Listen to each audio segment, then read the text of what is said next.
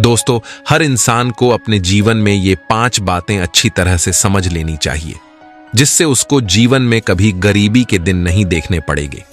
तो आखिर वो 5 बातें कौन सी है, आइए समझते हैं इस कहानी के माध्यम से। दोस्तों, भगवान शिव और माता पार्वती कैलाश पर्वत पर बैठे थे। तब भगवान शिव माता पार्वती से कहते हैं, हे देवी, इंसान ये 5 बातें समझ जाए तो कभी गरीब नहीं रहता है। फिर माता पार्वती कहती हैं, हे प्रभु, वो कौन सी 5 बातें हैं? फिर भगवान शिव कहते हैं, हे देवी, जो भी इंसान इन 5 बातों को अपने दिल में बसा लेता है तो उस इंसान को जीवन में कभी भी गरीबी का सामना नहीं करना पड़ेगा और उसे कभी भी धन की कमी महसूस नहीं होगी। ये 5 बातें इंसान के लिए बहुत उपयोगी साबित होंगी। अगर इंसान इन 5 बातों को अच्छे से याद रखेंगे तो उनकी जिंदगी से दरिद्रता दूर हो जाएगी। भगवान शिव कहते हैं, हे देवी, एक गांव में एक निर्धन व्यक्ति रहता था जिसके 6 बेटे थे। वो इतना गरीब था कि उसे 2 वक्त की रोटी भी मुश्किल से मिल पाती थी। उसका और उसके बेटों का पेट कभी भर नहीं पाता था। उसने जीवन में कभी अच्छे कपड़े और अच्छा खाना नहीं देखा था।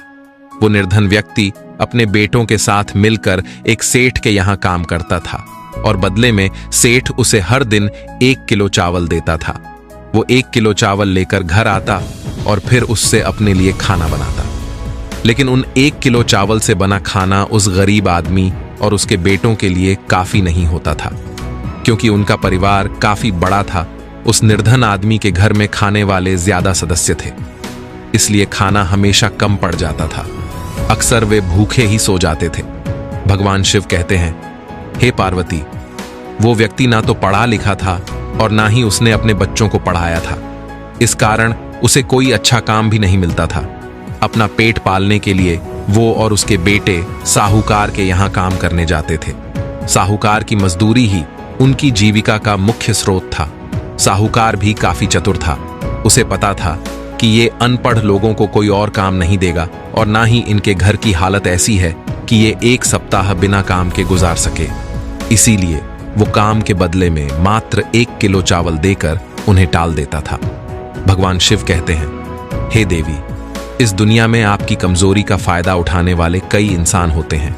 जिस तरह तालाब में रहने वाले मेंढक और छोटे जीव जंतुओं को सांप निगल जाते हैं, उसी प्रकार जो लोग विरोध नहीं करते या जो कमजोर होते हैं, उन्हें चतुर और शक्तिशाली लोग अपना शिकार बना लेते हैं। उसी तरह उस गरीब आदमी को साहूकार डरा धमकाकर अपने वश में रखता था। इस डर के कारण वो व्यक्ति साहूकार के यहाँ जो काम करता था उसे छोड़ नहीं पाता था। पूरे दिन काम करने के बाद भी उसका पेट ठीक से नहीं भरता था। एक दिन शाम के समय वो गरीब आदमी अपने चूल्हे में आग जला रहा था और खाना बनाने की तैयारी कर रहा था। तभी उसने देखा कि पड़ोस में रहने वाली एक बुजुर्ग महिला उसके पास आई और उससे कहने लगी, अरे बेटा, तुम रोज साहूकार के यहाँ काम करके घर आते हो और शाम को आकर अपने लिए खाना बनाते हो, फिर खाते हो और सुबह फिर जल्दी काम पर चले जाते हो। तुम ये क्यों नहीं करते कि अपने 6 बेटों में से बड़े बेटे की शादी कर दो? जब घर में बहू आ जाएगी तो बहुत सारी सुविधाएं हो जाएंगी। वो तुम्हारे लिए खाना बना दिया करेगी, तुम्हारे कपड़े धोकर दिया करेगी। जब आप काम से घर आएंगे तो आपको कोई घरेलू काम नहीं करना पड़ेगा। भगवान शिव कहते हैं, हे देवी, ध्यान से सुनिए। उस बूढ़ी मां पता नहीं था कि उसके बड़े बेटे की शादी पहले ही हो चुकी है। उस गरीब आदमी ने बताया कि हे माता, मेरे बड़े बेटे की शादी हो चुकी है और उसकी पत्नी इस समय अपने मायके में है। फिर बूढ़ी माता कहा, तो तुमने खाना बनाने के लिए अपनी बहू को क्यों नहीं बुलाया? वो व्यक्ति कहने लगा, हे माता, आप खुद देख रही हैं कि हमारे घर की स्थिति क्या है। ना तो बारिश से बचने के लिए छत है और ना ही सोने बैठने के लिए चारपाई। बहू को बुलाकर हम उसे कहाँ रखेंगे? हम खुद कहाँ सोएंगे और उसे कहाँ सुलाएं? और हमारे पास तो ऐसे बिस्तर भी नहीं है जिन्हें बिछाकर वो बेचारी रात गुजार सके। यहाँ तो हमारे लिए भी पेट भर खाना नहीं है। बहू आ जाएगी तो उसका खर्च कैसे उठाएंगे? इसलिए हम बहू को बुलाकर नहीं लाते हैं। तब वो बूढ़ी माता ने पूछा, अरे बेटा, तुम्हारे बेटे की शादी को कितने दिन हो गए हैं? उस गरीब व्यक्ति ने उत्तर दिया, अरे माता, मेरे पुत्र की शादी को 2 वर्ष बीत चुके हैं। फिर बूढ़ी माता ने पूछा, जब 2 वर्ष हो गए हैं तो तो क्या इस दौरान तुम्हारी बहू एक बार भी तुम्हारे घर नहीं आई? गरीब आदमी ने कहा, हाँ माता, वो अभी तक हमारे घर नहीं आई क्योंकि हमने उसे बुलाया ही नहीं। फिर बूढ़ी माँ ने कहा, बेटा तुम कब तक इस परेशानी में रहोगे, अपनी बहू को घर बुला लो। उस व्यक्ति ने जवाब दिया, हे माता क्षमा करें, हमारे पुत्र के पास पहनने के लिए अच्छे कपड़े भी नहीं हैं जिससे वो ससुराल जाकर बहू को ला सके। तब बूढ़ी माँ ने कहा, अगर ऐसा है तो चिंता मत करो, मेरे घर से मेरे बेटे के कपड़े ले जाओ और अपने बेटे को पहनाकर उसे बहू को बुलाने भेज दो प्यारे। भगवान शिव माता पार्वती से कहते हैं कि वो बूढ़ी माता उस गरीब आदमी को अपने साथ अपने घर ले गई और अपने बेटे के कपड़े निकाल कर लाई और कहा, ये कपड़े तुम ले जाओ और अपने बेटे को पहना दो। अपने बेटे से कहो कि वो ससुराल जाकर अपनी पत्नी को ले आए। जब वो गरीब आदमी नए कपड़े लेकर घर पर पहुंचता है और अपने बड़े बेटे को बुलाता है तो उससे कहता है कि बेटा, ये कपड़े पहनकर तुम ससुराल चले जाओ और अपनी पत्नी को यहां ले आओ।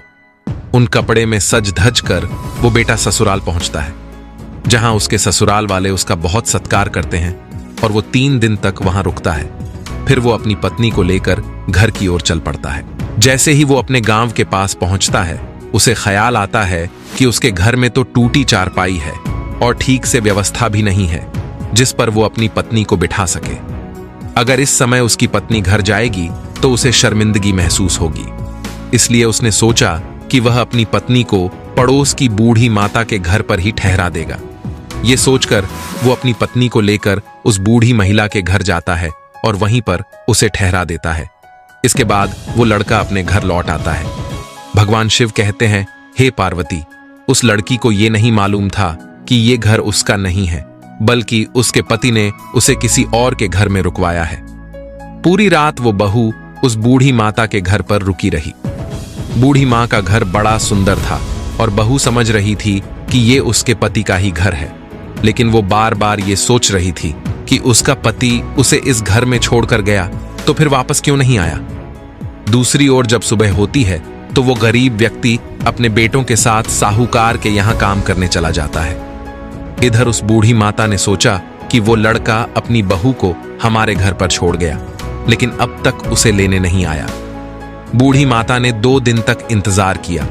जब वो उसे लेने नहीं आया तो बूढ़ी माँ ने सोचा कि चलो मैं ही इस बहू को उसके घर पहुंचा दूं। फिर बूढ़ी माता ने बहू से कहा, अरे बहू, लगता है तुम्हारा पति तो तुम्हें लेने नहीं आएगा, चलो मैं ही तुम्हें तुम्हारे ससुराल छोड़ देती हूं। बूढ़ी माँ की बात सुनकर बहू हैरान हो जाती है और कहती है, ससुराल? कैसा ससुराल? क्या जिस घर में मैं रह रही हूं वो मेरा ससुराल नहीं है? तब बूढ़ी माता उसे पूरी बात समझाती है और बहू को लेकर उसके घर जाती है। भगवान शिव कहते हैं कि जब वो नई बहू को लाकर अपने घर पहुंची और उसने घर की हालत देखी तो वो दंग रह गई। घर की स्थिति बहुत खराब थी। हर जगह चूल्हे बने हुए थे और हर एक में राख भरी पड़ी थी। घर के कोने कोने में राख बिखरी हुई थी। फिर उसने चारपाई की ओर देखा, वो भी टूटी हुई थी और बिस्तरों पर धूल जमी हुई थी। घर की छत और दीवारें भी टूटी और धुएं से काली हो चुकी थी। सारे बर्तन इधर उधर बिखरे पड़े थे। अपने ससुराल का ऐसा हाल देखकर बहू की आंखों में आंसू आ गए और वो बैठकर रोने लगी। वो बूढ़ी माँ उसे घर पर छोड़कर अपने घर चली गई थी। वो बेचारी अकेली अपने घर में बैठी अपनी किस्मत को कोसने लगी। वो बहू अपने घर की इस हालत को देखकर काफी देर तक रोती रही। फिर उसने सोचा कि चाहे रोऊं या हंसूं, रहना तो मुझे इसी घर में है क्योंकि मेरा विवाह यहीं हुआ है। फिर भगवान शिव कहते हैं कि वो बहू बहुत बुद्धिमान थी। उसने सोचा कि सिर्फ रोने से कुछ हासिल नहीं होगा, उसे खुद ही कुछ करना होगा। इसलिए उस बहू ने अपनी साड़ी का पल्ला कमर में बांधा और घर की स्थिति सुधारने में जुट गई। फिर भगवान शिव कहते हैं कि बुद्धिमान लोग मुश्किल समय में भी नहीं घबराते, बल्कि अपनी बुद्धि का इस्तेमाल करके परिस्थितियों को अपने अनुकूल बना लेते हैं। वो बहू उठी और घर में बने सभी चूल्हे को एक एक करके तोड़ दिया। सिर्फ एक चूल्हा छोड़कर वो सभी बिस्तरों को ध्यान से साफ करती है, उन्हें झाड़ती है, सभी बर्तनों को धोकर व्यवस्थित रखती है और काली दीवारों को पुताई कर साफ सुथरा बना देती है। इस प्रकार सफाई कर उसने अपने घर का रूप ही बदल दिया। भगवान शिव माता पार्वती कहते हैं, हे प्रिय, इसीलिए स्त्री को घर की लक्ष्मी कहा जाता है। एक गृहिणी के बिना लकड़ी, ईंट और पत्थरों से बना घर घर नहीं कहलाता, स्त्री ही घर की शोभा होती है। फिर माता पार्वती कहती है, हे प्रभु, ये कहानी मुझे बहुत भा रही है, आगे क्या होता है? तब फिर भगवान शिव कहते हैं, हे प्रिय, वो बहू उस टूटे फूटे और नर्क जैसे घर को साफ सुथरा बना देती है और काम करते करते शाम हो जाती है। वो अपने पति के आने की प्रतीक्षा करती है।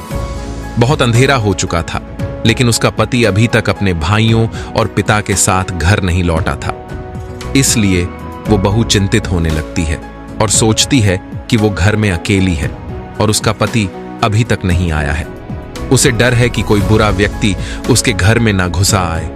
उसके मन में ऐसी चिंता चल रही थी। तब तक वो क्या देखती है कि उसके ससुर अपने बेटों के साथ घर के अंदर आते हैं। जब वो घर के अंदर का दृश्य देखता है तो हैरान रह जाता है। वो दिखता है कि घर की सूरत ही बदल चुकी है। वो अपनी बहू से जाकर सवाल करता है, बहू, ये तुमने कैसे कर दिया? हमारे घर में इतने चूल्हे थे, तुमने उन्हें क्यों तोड़ दिया? तब बहू जवाब देती है, पिताजी क्षमा करें, अब से इस घर में सिर्फ एक ही चूल्हा चलेगा और मैं सबके खाना बनाऊंगी। अब किसी को अलग चूल्हे पर हाथ जलाने की जरूरत नहीं है। बहू की इस समझदारी भरी बात को सुनकर उसका ससुर और देवर बहुत खुश होते हैं। फिर वे 1 किलो चावल जो साहूकार ने दिए थे उसने अपनी बहू को दे दिए। बहू ने उनसे खाना बनाया और सबको परोसा, लेकिन उस खाने से किसी का पेट नहीं भर पाया। 2 दिन तक बहू ने इसी तरह से उन्हें खाना दिया, लेकिन वो पर्याप्त नहीं था। तीसरे दिन बहू ने अपने ससुर से कहा, पिताजी, आप रोज साहूकार के यहां काम करते हैं और वो आपको रोज 1 किलो चावल देता है, लेकिन इन 1 किलो चावल से हमारा गुजारा नहीं हो पा रहा है। आज जब आप साहूकार के पास काम करने जाएंगे और वो शाम को आपको 1 किलो चावल देगा, तो उससे कहिए कि इन 1 किलो चावल से हमारा गुजारा नहीं चलता, हमें 1 किलो चावल की मात्रा 3 गुना और बढ़ा दीजिए, नहीं तो हम काम पर नहीं आएंगे। बहू की बात सुनकर वो गरीब व्यक्ति कहता है, अरे बहू, तुम नहीं जानती, वो साहूकार बहुत ही कंजूस और निर्दयी है। अगर मैं उससे 1 किलो चावल की मात्रा 3 गुना बढ़ाने को कहूंगा तो वो साहूकार कहीं वो हमें काम से ना निकाल दे। इसी डर से मैं उससे ये बात कहने की हिम्मत नहीं जुटा पा रहा हूं। फिर बहू ने उत्तर दिया, पिताजी, आप चिंता ना करें, आप एक बार उससे ये बात तो कहकर देखिए, क्योंकि कई बार हम अपनी कमजोरियों की वजह से खुद को मिलने वाले फायदे से वंचित कर लेते हैं। अक्सर हम अपने दिमाग से दूसरों के दिमाग की सोच बना लेते हैं और उन्हीं सोच में उलझकर हम डरते रहते हैं और उसी डर की वजह से खुद को मिलने वाले लाभ से वंचित कर देते हैं। बहू ने समझाया, देखिए, आप ये बात साहूकार से जरूर कहिए, वो आपको कुछ नहीं कहेगा। अगले दिन वो गरीब आदमी अपनी बहू के कहने पर साहूकार के पास काम पर जाता है। पूरे दिन काम करता है और शाम को जब साहूकार उसे 1 किलो चावल देता है तो वो आदमी कहता है, साहूकार जी, आप जो 1 किलो चावल मुझे दे रहे हैं उनसे हमारा गुजारा नहीं हो पाता है, क्योंकि हमारा परिवार बड़ा है और अब हमारी नई बहू भी आ गई है। मुझे अब चावल की मात्रा 3 गुना बढ़ा कर दीजिए। फिर भगवान शिव कहते हैं कि उस व्यक्ति की बात सुनकर साहूकार ने चावल की मात्रा 3 गुना बढ़ा दी। उस चावल को लेकर वो गरीब आदमी खुशी खुशी घर लौट आया। फिर उसकी बहू ने उस चावल को पीसकर सबके लिए भोजन तैयार किया और उस दिन सबका पेट भर गया। यह सिलसिला कुछ दिनों तक चलता रहा। फिर एक दिन बहू ने अपने ससुर से कहा कि जब आप काम पर जाएं तो साहूकार से चावल थोड़ा और बढ़ाने के लिए कहे, क्योंकि जो मिल रहा है वो पर्याप्त नहीं है। इस पर ससुर ने जवाब दिया कि मैं पहले ही बहुत डर गया हूं और अब हम में इतनी हिम्मत नहीं कि फिर से साहूकार से यह बात कह सकूं। तब बहू ने समझाया कि आप डरे नहीं, साहूकार आपको काम से नहीं निकालेगा, बेफिक्र होकर जाइए और उससे चावल बढ़ाने की बात कहिए, वो जरूर मान जाएगा। फिर भगवान शिव माता पार्वती से कहते हैं, हे प्रिय, अब वो गरीब व्यक्ति अपने बेटों के साथ साहूकार के यहां काम करने जाता है और दिन भर मेहनत करता है। शाम को जब साहूकार उसे 3 गुना चावल देता है तो वह गरीब आदमी हाथ जोड़कर विनती करता है, साहूकार जी, कृपया चावल की मात्रा थोड़ी और बढ़ा दीजिए, इतने में हमारा गुजारा नहीं होता।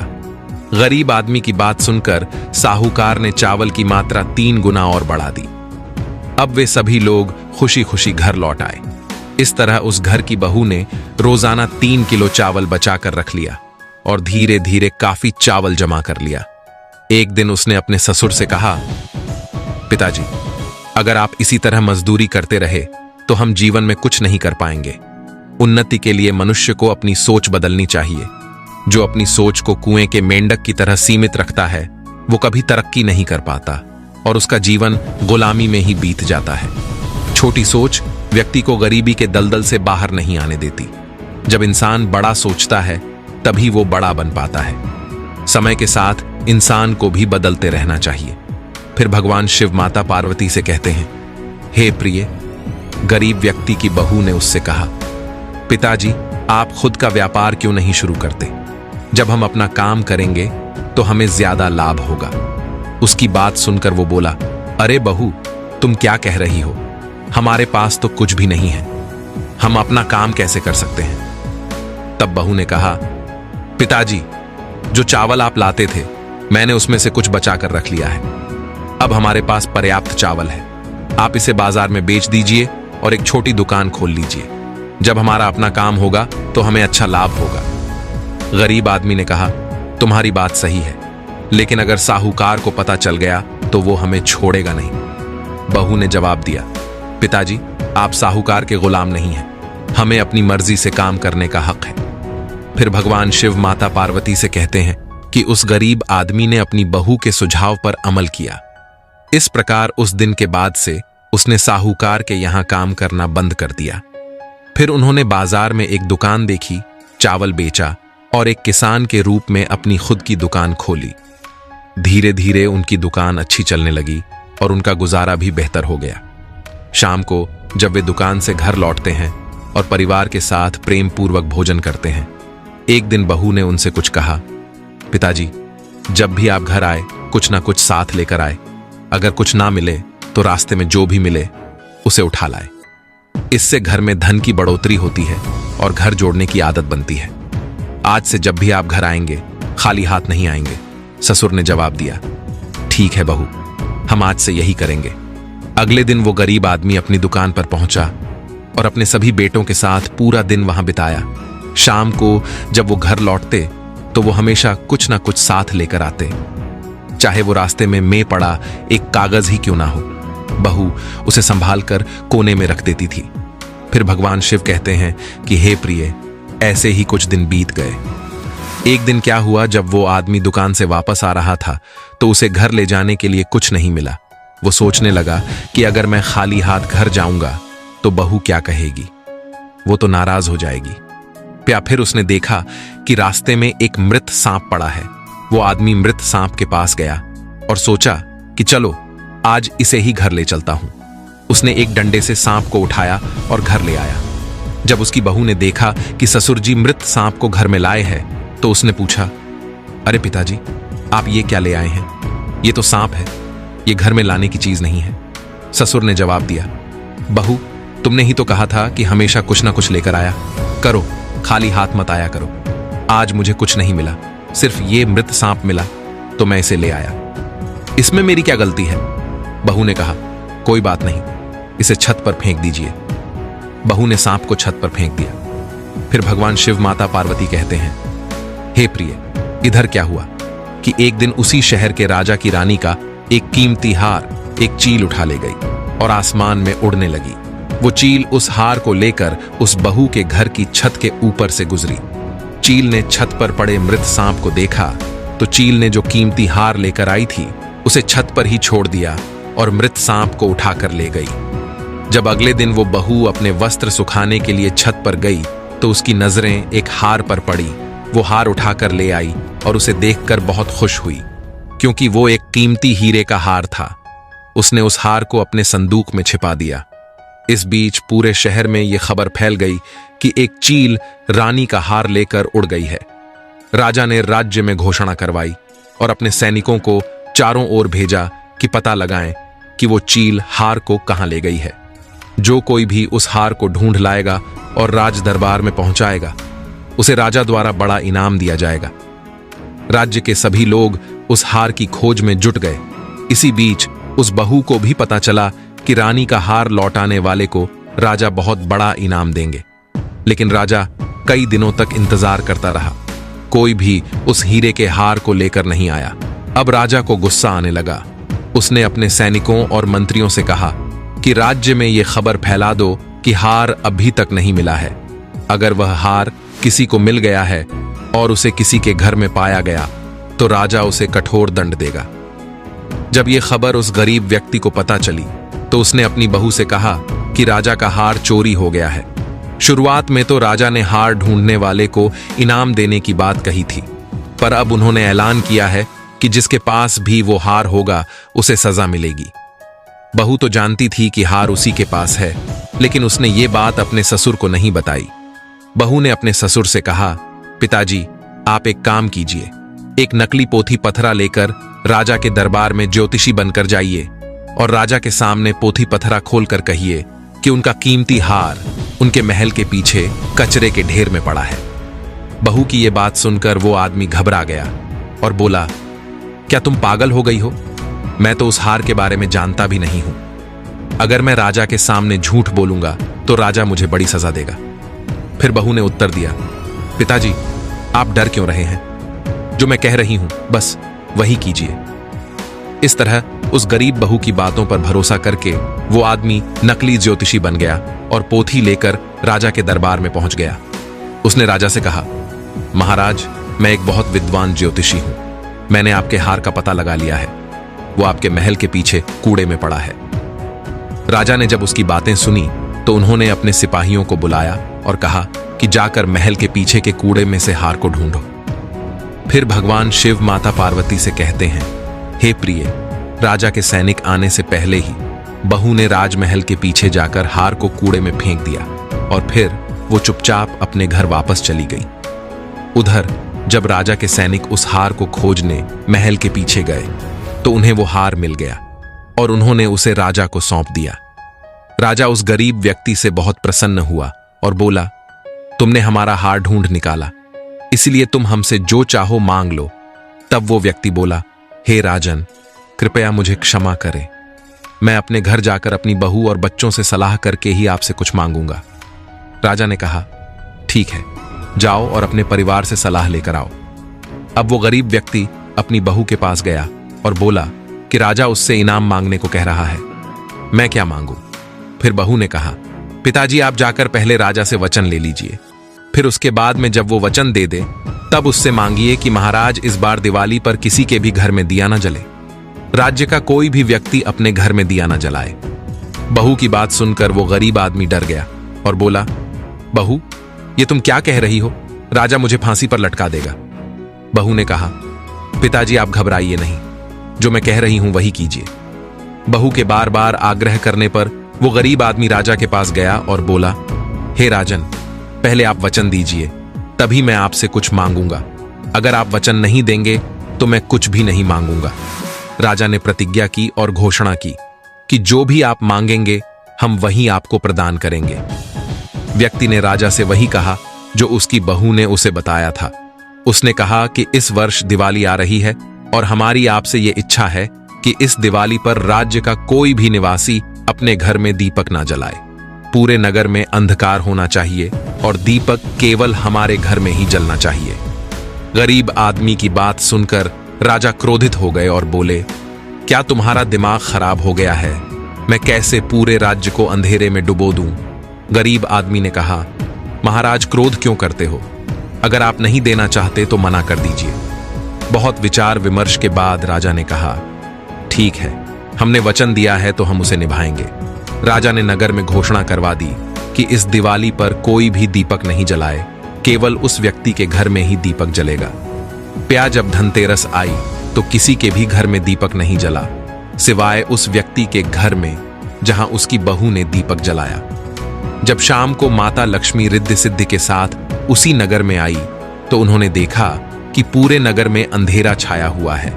माता लक्ष्मी ने रिद्धि सिद्धि से पूछा, ये क्या बात है? तब रिद्धि सिद्धि ने माता लक्ष्मी को पूरी कहानी बताई।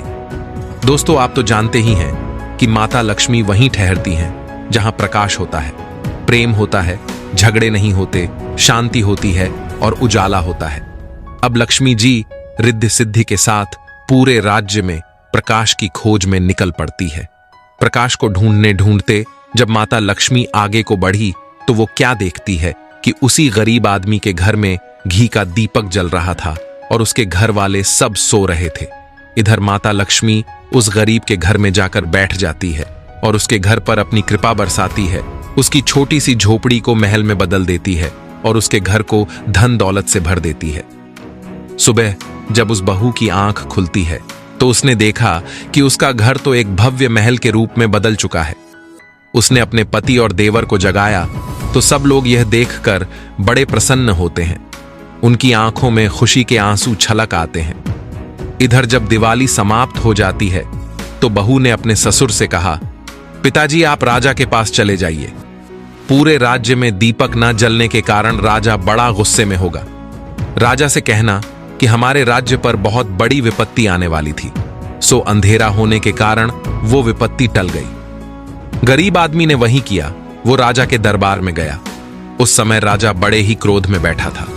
गरीब आदमी ज्योतिषी के भेष में हाथ जोड़कर कहने लगा, महाराज हमें माफ करना।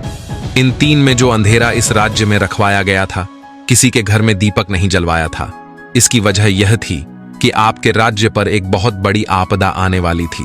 वो आपदा अंधेरे के कारण नहीं आ सकी, यानी कि वो संकट टल गया है। अब आप सभी हम पर गुस्सा ना हो। यह सुनकर राजा बहुत खुश हुआ। फिर उस राजा ने उस गरीब आदमी को ढेर सारा इनाम दिया। भगवान शिव माता पार्वती से कहते हैं कि हे प्रिय, एक बुद्धिमान बहू की चालाकी से उनकी गरीबी धन में बदल गई। नर्क की तरह दिखने वाला उनका घर स्वर्ग बन गया।